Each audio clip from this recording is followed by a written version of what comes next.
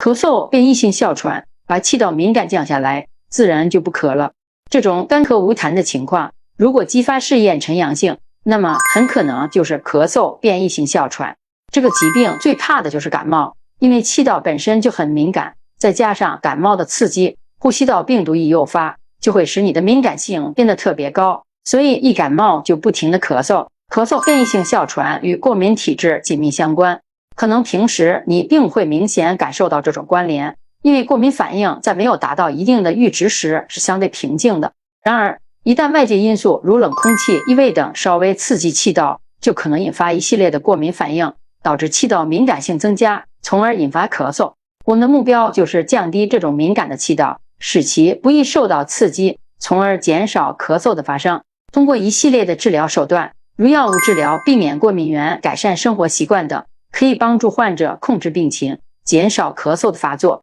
同时，了解咳嗽变异性哮喘的病因和预防措施，也能帮助患者更好地管理自己的健康状况。